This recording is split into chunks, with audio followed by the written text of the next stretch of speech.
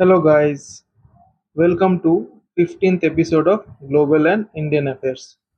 तो आज के दिन के सारे इवेंट्स को जल्दी से डिस्कस कर लेते हैं। ठीक है, तो सबसे पहला इवेंट है इंटरनेशनल डे ऑफ फैमिलीज 2023। सो कल के दिन हम लोगों ने डिस्कस किया था मदर्स डे के बारे में। आज हम लोग डिस्कस कर रहे हैं इंटरनेशनल डे ऑफ फैमिलीज। ठीक है, 2023। सो 2023 के बारे में अगर हम बोले तो याद रखिएगा 14th में था मदर्स डे, 15th में है international day of families. But अगर इन जनरल हम लोग बोले देन मदर्स डे जो है वो होता है सेकेंड संडे ऑफ मे। ठीक है, चलिए इंटरनेशनल डे ऑफ फैमिलीज के बारे में जान लेते हैं। In 1993, United Nations adopted a resolution which established International Day of Families to celebrate the institution of family and to create awareness concerning family issues। ठीक है, तो बेसिकली फैमिली को सेलिब्रेट करने और जो भी कॉन्सर्न्स होते हैं फैमिली इश्यूज लेके, ठीक है, उसका अवेयरनेस बढ़ाने के लिए इस डे को सेलिब्रेट किया जाता है। ये एस्टेब्लिश हुआ था 1993 में। ठीक है, बाकी जो लाइन्स है वो थोड़ा सा पढ़ लीजिएगा। आगे चलते हैं। First international day of families was celebrated in 1994। So basically 1993 में एस्टेब्लिश हुआ था, सेलिब्रेशन हुआ था 1994 में। सो इसको थोड़ा सा आप करेक्ट कर लीजिएगा अगर आप नोट्स ले रहे हैं। Theme for 2023 is demographic trends and families. ठीक है, तो क्वेश्चन कैसा आ सकता है? क्वेश्चन काफी सिंपल आएगा कि इंटरनेशनल डे ऑफ फैमिलीज कब ऑब्जर्व किया गया था? 15th मई को। फर्स्ट टाइम सेलिब्रेशन कब हुआ था? 1994 को। थीम 2023 का थीम क्या है? Demographic trends and families. ठीक है, चलते हैं नेक्स्ट इवेंट पे। India's overall exports merchandise and services combined in April 2023 is estimated to be US $65.02 billion। ठीक है, exhibiting a positive growth of 2% over April 2022। मतलब कंपेयर टू लास्ट ईयर इस साल 2% से बढ़ गया है। बढ़ के कितना हुआ है? टोटल जो नेट वैल्यू है वो है $65.02 बिलियन। ठीक है, overall imports in April 2023 is estimated to be US $66.40 billion. So net import जो है वो है 66.40 billion US dollars, exhibiting a negative growth of -7.92% over April 2022। So मतलब इंपोर्ट जो है वो घट गया है compare to last year same time period, whereas export जो है वो बढ़ गया है compare to same time period last year. ठीक है, merchandise exports in April 2023 were $34.66 billion as compared to $39.70 billion in April 2022।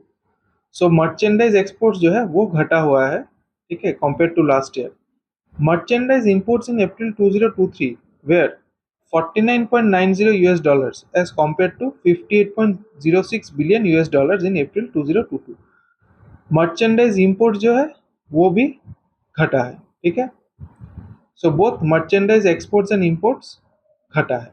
ठीक है, compare to last year. Estimated value of services export for April 2023 is 30.36 billion US dollars as compared to US 24.05 billion dollars in April 2022। Services जो export है वो बढ़ गया है। ठीक है, service export has increased and estimated value of services imported for April 2023 is 16.50 billion US dollars as compared to 14.06 billion US dollars in April 2022। ठीक है, सो इंपोर्ट जो है, इंपोर्ट भी सर्विस सेक्टर में बढ़ गया है, एक्सपोर्ट भी बढ़ गया है। ठीक है, सो इसको ये जो तीन लाइन है मैंने मार्क किया है, इसको डेफिनेटली एकदम नोट डाउन कर लीजिए, इसको दिमाग में एकदम सेट कर लीजिए। ठीक है, अच्छा नेक्स्ट जो पॉइंट्स है, कुछ पॉइंट्स मैंने आपको यहाँ पे डाल के रखा है आपके लिए।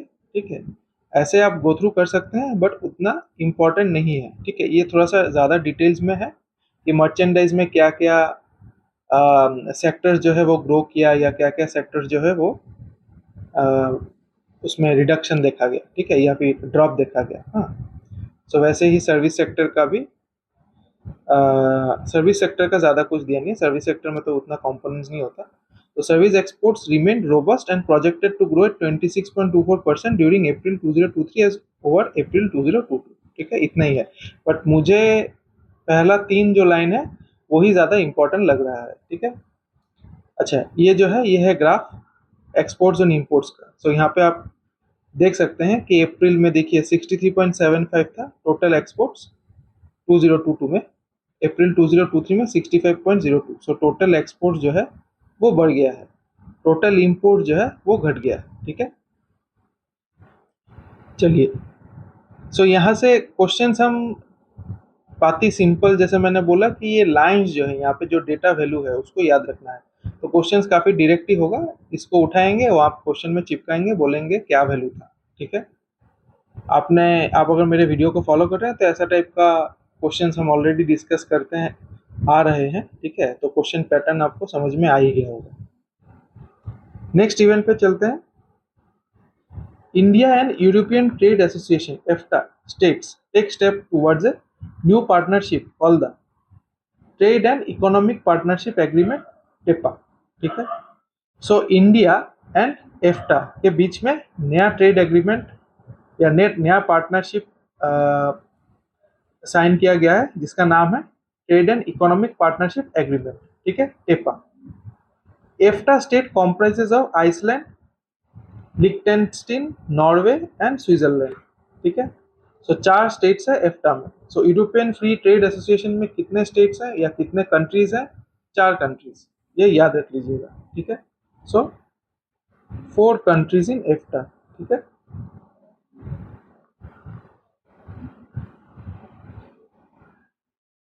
the TEPA between EFTA and India will bring significant economic benefits such as integrated and resilient supply chains, new opportunity for businesses and individuals on both sides, leading to increased trade and investment flows, job creation and economic growth. So वो तो ये सब pact जो होता है उसका intention यही होता है। ठीक है, इंडियन इकोनॉमिक बेनिफिट्स को बढ़ाना, साथ में जो जिसके साथ भी पार्टनरशिप हो रहा है उनके यहाँ भी हमारे कंट्री से इकोनॉमिक बेनिफिट्स या अदर काइंड ऑफ बेनिफिट्स मिले। ठीक है, EFTA countries are not a part of the European Union, very important. So EFTA countries जो है वो यूरोपियन यूनियन के पार्ट नहीं है। ठीक है, EFTA is an international government organization for the promotion and intensification of free trade. It was founded as an alternative for states that did not wish to join the European community. मतलब जो countries European union join नहीं करना चाहते थे वो लोग EFTA का trade association बनाए। ठीक है, यूरोपियन फ्री ट्रेड एसोसिएशन बना दिया। ठीक है, India's exports to EFTA countries during April to February 2022-23 stood at US $1.67 billion as against $1.74 billion in 2021-22. Imports aggregated at US $15 billion during the 11th month period as compared to US $25.5 billion in 2021-22. So थोड़ा सा यहाँ पे आप देख सकते हैं कि export import थोड़ा सा घट गया है, तो उसी को बेसिकली ये कंट्रीज मतलब बढ़ाना चाहती है। ठीक है, तो बायलैटरल ट्रेड जो है उसको बढ़ाना चाहती है। ठीक है, अभी कुछ इंपॉर्टेंट फैक्ट्स। एफ्टा का जो चेयरमैनशिप है it rotates every 6 month between the member countries. So member countries कौन कौन है?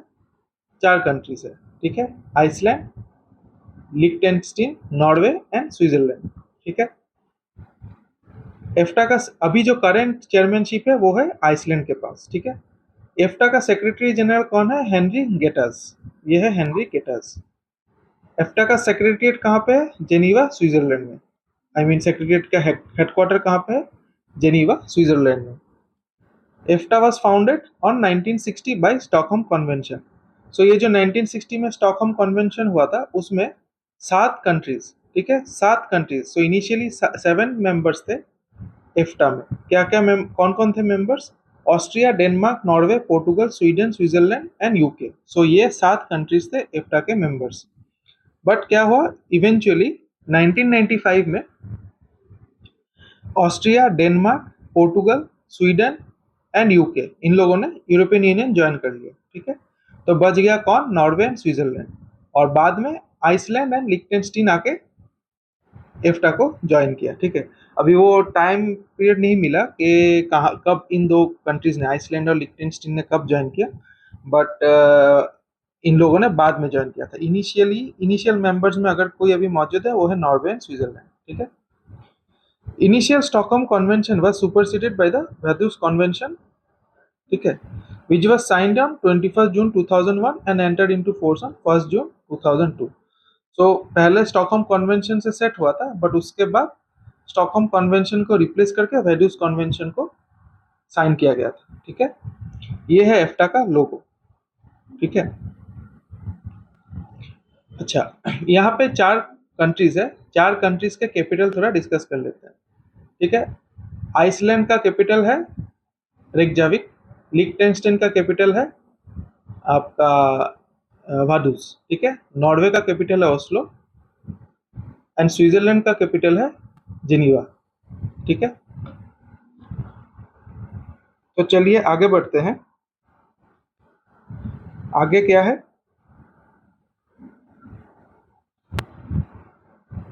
आगे है innovations for defence excellence iDEX, the flagship initiative of ministry of defence has reached a milestone with the signing of its 250th contract. First under mission Deep Space and 100 Spin Navy contract in New Delhi। ठीक है,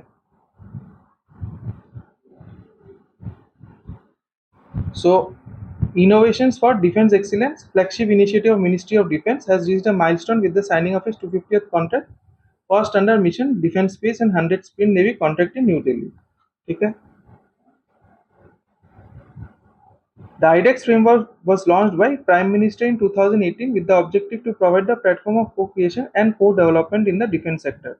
It aims to engage startups to contribute to the defense sector and develop defense and aerospace setup in the country. IDEX is being implemented by Defense Innovation Organization established under the Department of Defense Production।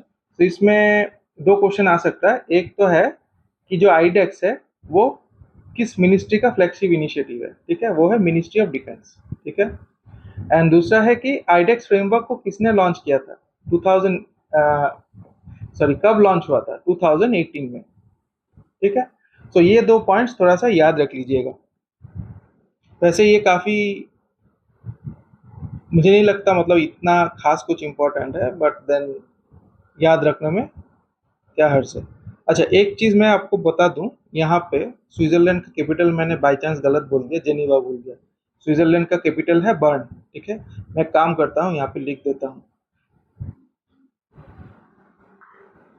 ठीक है, यहाँ पे Switzerland का capital है burn. ठीक है, Norway का capital है ओस्लो, लिechtenstein का कैपिटल है वेडूस एंड आइसलैंड का कैपिटल है रेक सॉरी, इसको लिख देते हैं रेक जैविक। ठीक है, रेकजाविक।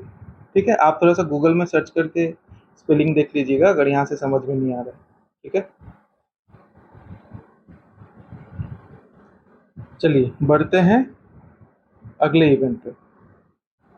अगला इवेंट क्या है, air marshal Ashutosh Dixit took over as the deputy chief of the air staff। Their officer has also been the air defense commander of Southern Air Command and was senior air staff officer Southwestern Air Command prior to taking over as the deputy chief of the air staff। So current deputy chief of air staff इसको appoint किया गया है air marshal Ashutosh Dikshit. ठीक है, नाम याद कर लीजिएगा, वेरी इंपॉर्टेंट क्वेश्चन, सिंपल है आएगा। Who has been recently appointed as the deputy chief of the air staff, air marshal Ashutosh Dikshit. ठीक है, नेक्स्ट इवेंट पे चलते हैं। To catalyse youth action for climate change is a build up to June 5th World environment Day, union minister for environment forest and climate change Shri Bhupender Yadav launched a mobile application called Meri life, very important. So question ऐसा आएगा, recently which of the following apps were launched on the build up events on या फिर on the ongoing celebrations for the event up to World Environment Day। So answer है मेरी life. ठीक है, मेरी life app. This app is inspired by the concept of life envisioned by Prime Minister at COP26, which emphasizes mindful and deliberate utilization instead of mindless and wasteful consumption. ठीक है, तो ये जो मिशन लाइफ है, so concept of life या mission life, इसको लेके हम लोगों ने पहले भी डिस्कस किया है कि ये जो है वर्ल्ड एनवायरनमेंट डे का एक इम्पॉर्टेंट फोकस थीम है। ठीक है, सो मिशन लाइफ पे गौर किया जा रहा है। ठीक है, जिसका इंटेंशन है टू रिड्यूस वेस्ट। ठीक है, mission LiFE lifestyle for environment, अच्छा लाइफ का फुल फॉर्म दिया है lifestyle for environment, was launched by the Prime Minister on 20th October 2022 at Kevadia Gujarat. ठीक है, प्राइम मिनिस्टर ने लॉन्च किया था अक्टूबर 2022 में at Kevadia Gujarat, and focuses on bringing about behavior changes in individuals the simple easy to do actions. Ministry of Environment, Forest and Climate Change is the nodal ministry for national level coordination and implementation of mission life। ठीक है, okay. Ministry has also developed two dedicated portals for life, mission life portal and मेरी life portal. सो दो portal भी बनाया गया है, एक है मिशन लाइफ पोर्टल और एक मेरी लाइफ पोर्टल। ठीक है, theme for this year is solutions to plastic pollution. So world environment day का थीम है solutions to plastic pollution. Topic which aligns with one of the 7 themes of mission life, reducing the use of single use plastic items। So mission life का जो एक important theme है, one of the 7 themes, reducing the use of single use plastic items. ठीक है, चलिए आगे बढ़ते हैं। Minister for housing and urban affairs Mahua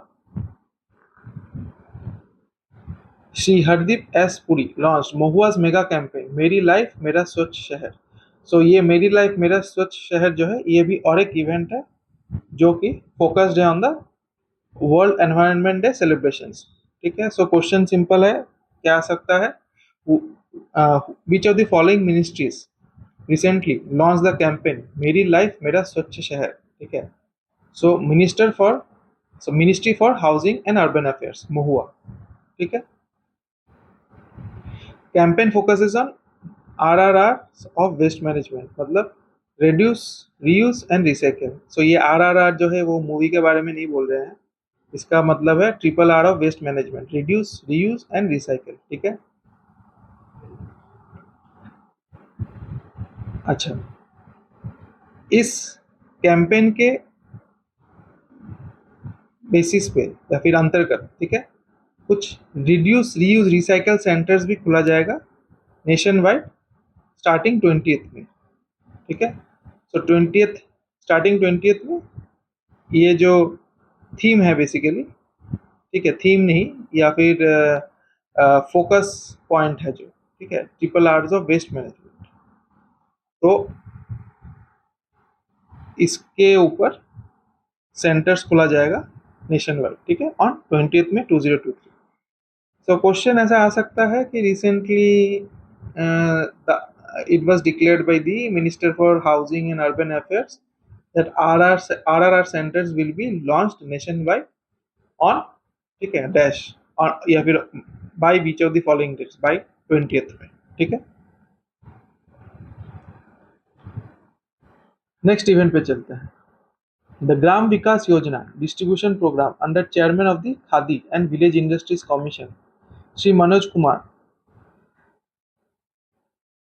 was organized in Nanpur village of Garh Mukteshwar Tehsil, Hapur, Uttar Pradesh, conducted by the KVIC's divisional office Meerut।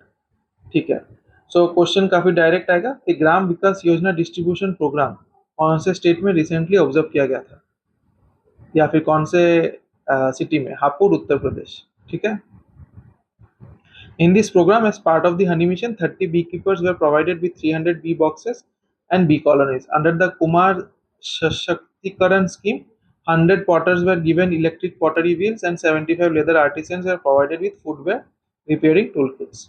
ठीक है, so recently हम लोगों ने डिस्कस किया था कि ये हनी मिशन के अंदर, ठीक है, और एक स्टेट में ऐसा बी कीपर्स को बी बॉक्सेस दिया गया था। ठीक है, वो स्टेट था असम। ठीक है, सो ये चीज आप याद रखिएगा कि एक सिमिलर चीज असम स्टेट में भी हुआ था, ठीक है। तो आप मेरे थोड़ा सा आपको स्क्रॉल करना पड़ेगा कौन से मेरे वीडियो में है, ठीक है। मुझे भी याद नहीं है कौन से वीडियो में है, बट अगर आप मेरे वीडियोस को थोड़ा सा फॉलो कर रहे हैं या करेंगे तो फिर डेफिनेटली आपको पता चल जाएगा, ठीक है। मैं यहाँ पे लिख के रखता हूँ असम में भी सेम चीज़ हुआ था, ताकि आपको याद रहे। बाकी आप मेरा वीडियो देखेंगे जाके तो डेफिनेटली समझ में आ जाएगा। नेक्स्ट इवेंट पे चलते हैं। India's wholesale price index based inflation fell into the negative zone in April 2023. So wholesale price index जो है वो गिर गया है। कितना गिरा है? -0.92% in April from 1.34% recorded in March 2023 as per data released by the Ministry of Commerce and Industry. So very important, इसको एकदम रट लीजिए। WPI इन्फ्लेशन कितना हुआ है? -0.92%, इसीलिए मैंने रेड करके रखा है क्यों नेगेटिव हो गया। From 1.34% recorded in March 2023. Decline in the rate of inflation in April 2023 is primarily contributed by fall in prices of basic metals, food products, mineral oils, textiles, non-food articles, chemical and chemical products, rubber, plastic products, paper and paper products. So ये सारे products में जो prices हैं इनके गिर गए हैं, उसके वजह से WPI जो है वो भी गिर गया है, ठीक है। The WPI captures the average movement of wholesale prices of goods and is primarily used as a GDP deflator. It reckons only basic prices and does not include taxes, rebate, trade discount, transport and other charges. So ये आपके general information के लिए, ठीक है। Question सिर्फ एक ही मेरे को दिख रहा है, डायरेक्टली ये जो लाइन है इसको उठा के चिपका के बोलेगा कि कितने जो करंट फिगर है वो कितना है, मतलब has been drop to what. So -0.92% in April, ठीक है। नेक्स्ट इवेंट पे चलते हैं। As a part of the Third Energy Transition Working Group meeting of India's G20 presidency, Minister of New and Renewable Energy, together with Indian Renewable Energy Development Agency (IREDA) and International Renewable Energy Agency, hosted the official side event "Low Cost Finance for New and Emergency Technologies" in Mumbai. Very important, ठीक है। Third energy transition working group meeting में एक side event हुआ है जिसका नाम था, ठीक है, इवेंट का नाम था लो cost finance for new and emerging energy technologies, ठीक है। इवेंट कहाँ पे हुआ? मुंबई में हुआ, ठीक है। कौन कौन से मुख्य ऑर्गेनाइजेशंस ने पार्ट लिया था? Ministry of new and renewable energy, Indian renewable energy development agency IREDA and international renewable energy agency IRENA. Very important, ठीक है। सेकंड लाइन थोड़ा सा पढ़ लीजिएगा। थर्ड लाइन पे चलते हैं। Report low cost finance for energy transition prepared by IRENA in collaboration with MNRE under G20 India presidency was unveiled at the G20 ETWG side event. So very important.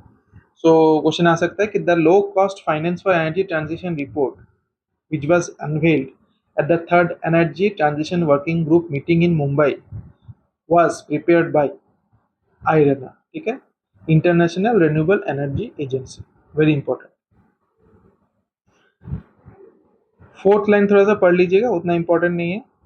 बाकी facts पे चलते हैं। आईरेडा के chairman कौन है? Chairman and managing director Pradeep Kumar Das, ठीक है। सो ये है प्रदीप कुमार दास। आईरेडा का हेडक्वार्टर कहाँ पे है? कपूरथला, पंजाब, ठीक है। IREDA founded on 1987। आईरेना के डायरेक्टर जनरल कौन है? फ्रांसिस्को ला कैमेरा। तो ये है फ्रांसिस्को ला कैमेरा। आयरना का हेडक्वार्टर कहाँ पे है? अबू धाबी, यूएई, ठीक है। एंड आयरना फाउंडेड ऑन 26 जनवरी 2009। आयरना के करंट मेंबर्स कितने हैं? 165 कंट्रीज प्लस यूरोपियन यूनियन, ठीक है। Very important. So total 166 members, ठीक है।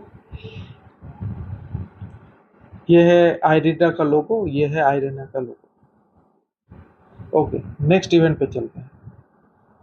Who, in collaboration with partners, organizes periodic UN Global Road Safety Weeks. The 7th edition of the UN Global Road Safety Week will be observed from 15 to 21st May with focus on sustainable transport, in particular the need to shift to walking, cycling and using public transport.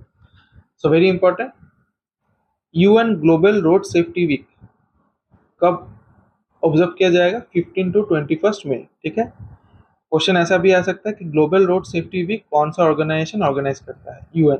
ठीक है, the week was first marked in 2007। Theme of the 7th UN global road safety week is sustainable transport. Very important, दोनों को याद रख लीजिएगा, direct question आएगा आने से। थीम क्या था? Sustainable transport, first observed in 2007।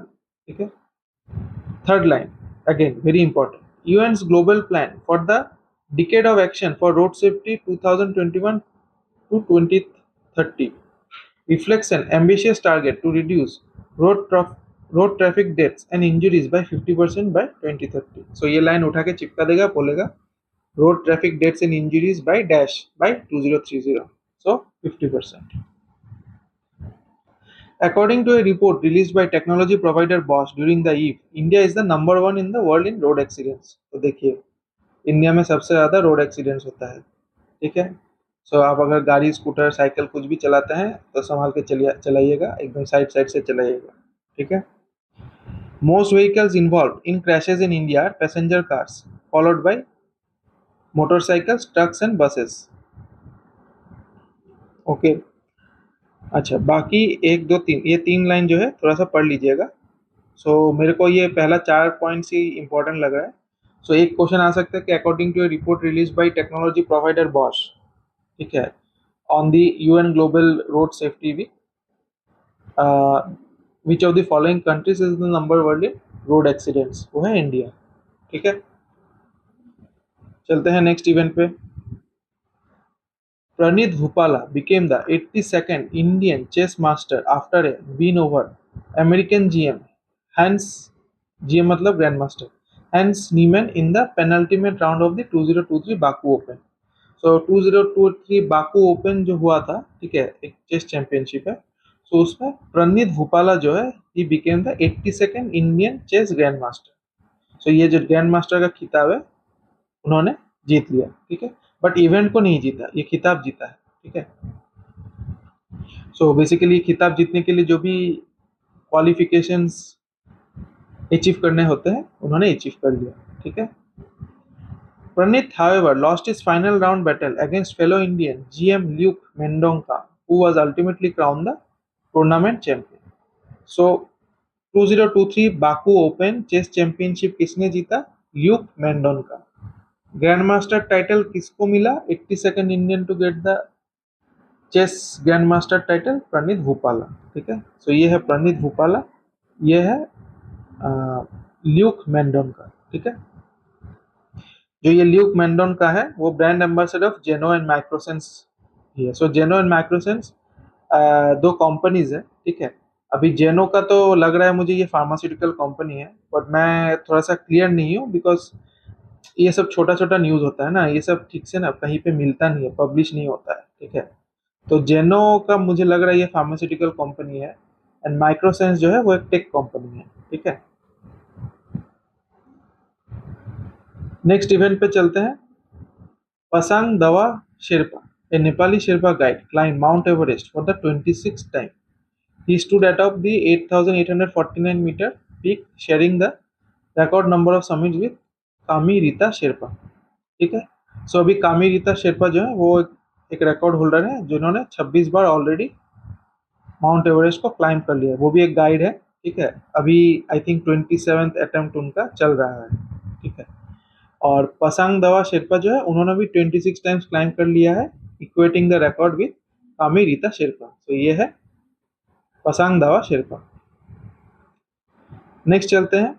Reserve Bank of India instructed banks and other regulated entities to ensure a complete transition away from the London interbank offered rate LIBOR and the Mumbai interbank forward outright rate MIFOR. ठीक है, from जुलाई 1।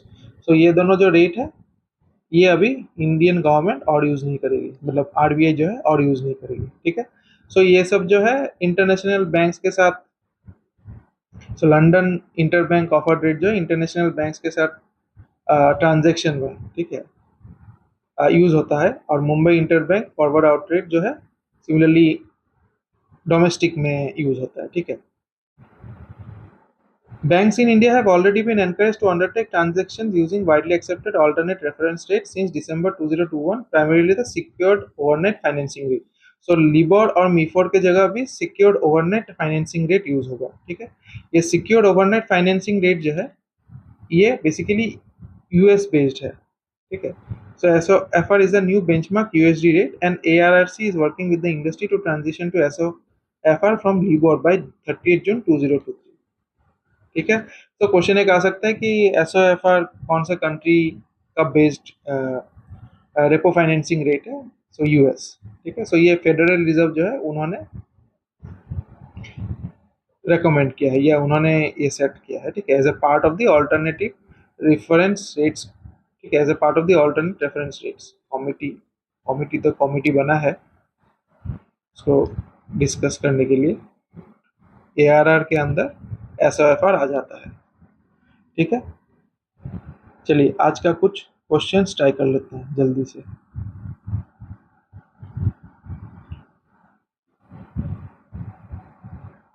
तो इसको थोड़ा सा set कर लेते हैं, ठीक है। चलिए, international day of families 2023 was observed on 15th May.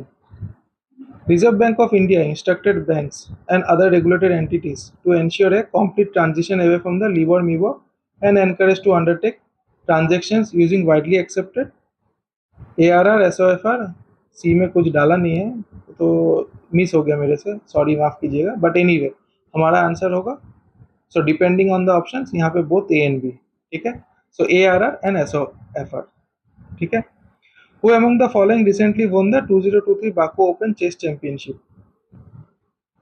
So Luke मैंडोंका, ठीक है। प्रणीत भूपाला जो है वो 82nd ग्रैंड मास्टर हुए हैं।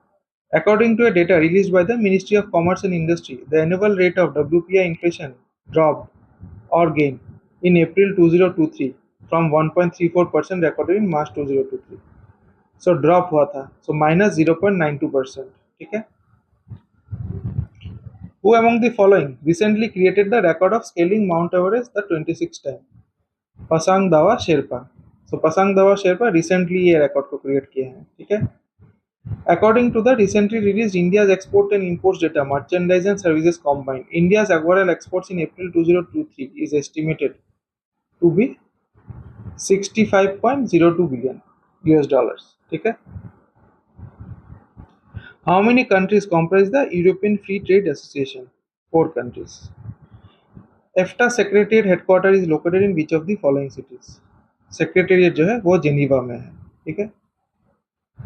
Innovations for Defense Excellence flagship initiative of Ministry of Defense was launched in 2018. Which of the following apps were recently launched as a part of ongoing celebrations for the upcoming World Environment Day on June 5th? Mary Life. Who among the following was recently appointed as the Deputy Chief of Air Staff? Ashutosh Dikshit, ठीक है। हरि कुमार जो है वो है naval staff chief of air staff. So Hari Kumar chief of naval staff, Vivek Ram Chaudhary chief of air staff, Manoj Pande chief of army staff, ठीक है। सो ये नाम थोड़ा सा नोट डाउन कर लीजिएगा। मैं एक काम करता हूँ, आपके कन्वीनियंस के लिख ही देता हूँ, ठीक है। सो ये है एयरफोर्स, ये है आर्मी और ये है नेवी।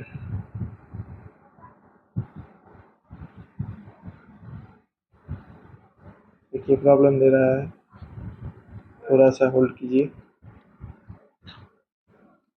सो इसको ने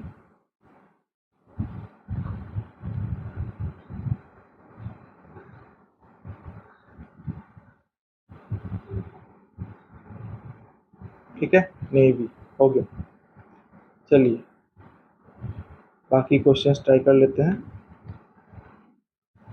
द मेरी लाइफ मेरा स्वच्छ शहर mega campaign was launched by which of the following ministries? Mohua, Ministry of Housing and Urban Affairs. The Gram Vikas Yojana distribution program under chairman of the Khadi and Village Industries Commission, Shri Manoj Kumar, was organized recently in which of the following states? Uttar Pradesh, Hapur, city में हुआ था, ठीक है। Report, low cost finance for energy transition released recently at the third energy transition working group meeting of India G20 presidency. It was prepared by which of the following organizations in collaboration with the Ministry of New and Renewable Energy? IRENA, ठीक है। According to the UN's Global Plan for the Decade of Action for Road Safety 2021-2030 reflects an ambitious target to reduce road traffic deaths and injuries by 50% by 2030, ठीक है। Who among the following is the Secretary General of EFTA? Henry Getters. In which of the following cities is the IREDA headquarters located? Kapurthala. In which of the following cities is the IRENA headquarters located? Abu Dhabi. UN Global Road Safety Week will be observed from 15 to 21st May. According to a report released by technology provider Bosch on the eve of UN Global Road Safety Week, which of the following countries is the number one in the world in road accidents? India. ठीक है। तो guys, आज के लिए इतना ही। वैसे जैसे मैं हर एपिसोड में बोलता हूँ कि अगर मैंने कुछ गलत इन्फॉर्मेशन आपको लगता है कि मैंने यहाँ पे दे दिया है, तो डेफिनेटली मुझे कमेंट करके मुझे करेक्ट करवा दीजिएगा, ठीक है। और आपको लगता है कि मैं कोई टॉपिक कवर करूँ तो मुझे कमेंट्स पे बताइएगा, ठीक है। मिलते हैं अगले एपिसोड में। आज के लिए इतना ही। गुड नाइट, शुभ रात्रि।